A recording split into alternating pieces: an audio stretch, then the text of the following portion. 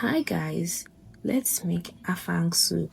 So Afang is one of those soups that I learned how to make online. At home we usually make use of Ukazi, water leaf and vegetable to make our vegetable soup, but I started learning online that you can make Afang soup with just Ukazi and water leaf, and when I tried it I realized that I really enjoyed making the soup and eating the soup. So I've always noticed something among all the videos. I've tried my best to perfect my Afang soup over time. It always starts with goat meat, Okporoko, Kpomo, some crayfish, pepper, some seasoning cubes, and a little water. I also added some salt just to season my meat properly. Then I'll allow that to boil, and when it comes to a boil and I'm sure my meat has softened to an extent, I then add in my snails. I like to add in these snails if I don't find periwinkles, or sometimes I just decide to use both periwinkles and snails. I like to buy those small snails because I feel like sometimes I can't find the periwinkles inside the soup, and those small snails just do it for me every time. The periwinkles that I buy the ones that don't have the shell because I find it difficult eating that periwinkle shell sometimes. So for the next step, I added in oil, added in my snail, and then I covered that and allowed it to boil for a while. Since I'm using the head of the stockfish, I just had to break it when the soup had come to a boil. Some of the things that I have learned that can make or break your afang soup. Number one should be the quality of your proteins. Afang soup, in my opinion, is an expensive soup to make because you need lots of proteins, you need crayfish, you need lots of oil, and the afang leaf or ukazi leaf is actually really expensive compared to other leaves. You can buy ugu for 300 naira, 500 naira, but 500 naira afang is so small. The afang I used to cook this soup cost me about 2,500 naira plus the water leaf. So in my opinion, it's actually an expensive soup to make compared to other soups. So the next thing I go in with when all of that has come to a boil is my water leaf. So I wash my water leaf properly and I put it in this sieve to strain the water, because if you add in the water leaf directly after washing it, your soup might come out watery and we don't want that in afang soup.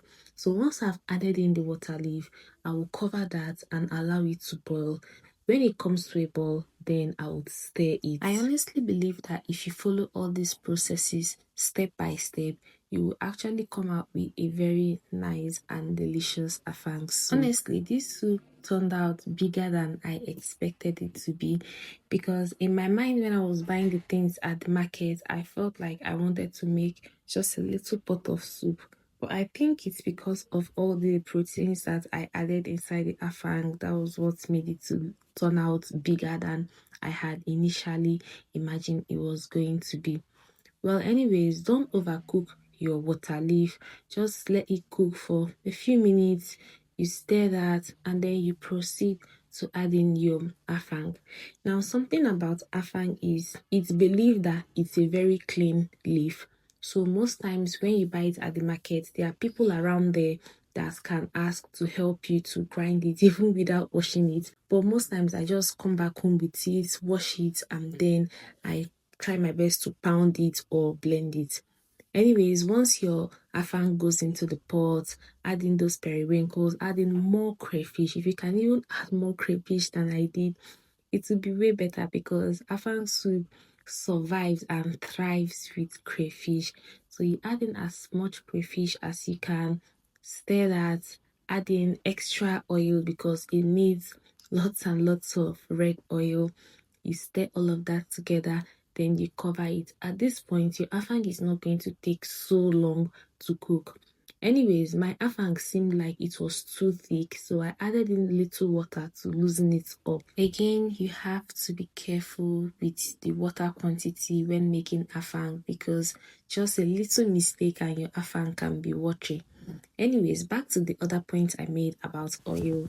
Afang needs lots of oil, like the normal oil you would use for soup. you just have to double it when making afang. If you are going to use 1 spoon for your normal egusi soup or your normal onubu soup, for afang, just double it to 2 spoons.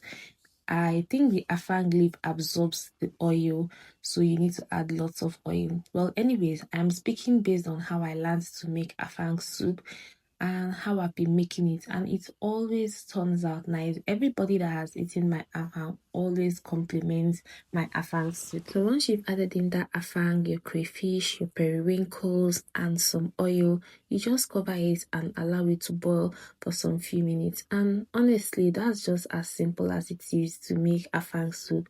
In my opinion, I don't think it's a complicated soup, and that's how I make my afang soup.